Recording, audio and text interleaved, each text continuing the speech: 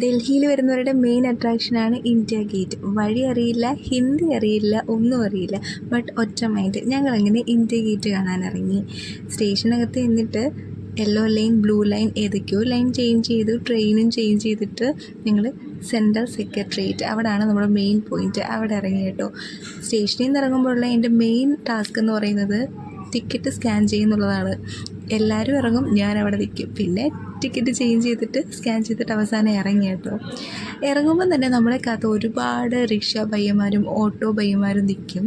ഞങ്ങൾ പിന്നെ ഒരു ഓട്ടോയിൽ കയറിയിട്ട് ഞങ്ങൾ നമ്മുടെ മെയിൻ സ്പോട്ടിലേക്ക് പോയി. ആൻഡ് അവിടെ നിന്നൊരു 10 മിനിറ്റ് ട്രാവൽ ചെയ്യാനുണ്ട് നമ്മുടെ സ്പോട്ടിലെത്താനായിട്ട്. ഞങ്ങൾ അവസാനം എത്തി, ഇന്ത്യ ഗേറ്റ് എത്തിയപ്പോൾ തന്നെ ഒരു ഹിസ്റ്റോറിക്കൽ ഫീലായിരുന്നു നമുക്ക് അവിടെ ചെന്നപ്പോൾ. ഇത് സുഭാഷ് ചന്ദ്രബോസിൻ്റെ സ്റ്റാച്ചു ആണ്. നമ്മുടെ ഇന്ത്യൻ ഇൻഡിപെൻഡൻസ് സമയത്ത് നമ്മുടെ ഇന്ത്യൻ സോൾജേഴ്സിൻ്റെ, ഇന്ത്യൻ ആർമിയുടെ കമാൻഡറായിരുന്ന സുഭാഷ് ചന്ദ്രബോസിൻ്റെ സല്യൂട്ടിങ് സ്റ്റാച്ചു ആണത്. ആൻഡ് നമ്മുടെ ഇന്ത്യ ഗേറ്റിൻ്റെ വോൾസിൽ നോക്കുകയാണെന്നുണ്ടെങ്കിൽ ഒരുപാട് സോൾജേഴ്സിൻ്റെ പേരിങ്ങനെ കൊത്തി വെച്ചേക്കുന്നത് കാണാം. അഫ്ഗാൻ വാറിലും വേൾഡ് വാറിലും ഒക്കെ മരണപ്പെട്ടു പോയ സോൾജേഴ്സിൻ്റെ നെയിംസാണ് കേട്ടോ ഇവിടെ കൊത്തി വെച്ചിരിക്കുന്നത്.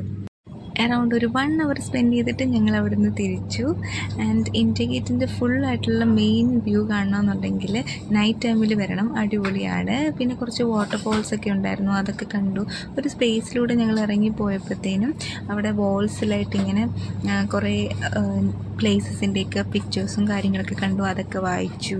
അത് കഴിഞ്ഞിട്ട് നേരെ ഞങ്ങൾ ചെന്നത് ഒരു മാർക്കറ്റിലാണ്. അങ്ങനെ അവിടെയും കുറച്ചൊക്കെ ഇങ്ങനെ കിടന്ന് കറങ്ങിയിട്ട് ഞങ്ങൾ നേരെ മെട്രോയിൽ കയറി. പിന്നെ ഐസ്ക്രീമൊക്കെ കുടിച്ചു, പൊറോട്ടയും ചിക്കൻ റോസ്റ്റും ഒക്കെ കഴിച്ചിട്ട് ഞങ്ങൾ നേരെ ഹോസ്റ്റലിൽ കയറി. അപ്പോൾ അത്രയേ ഉള്ളൂ.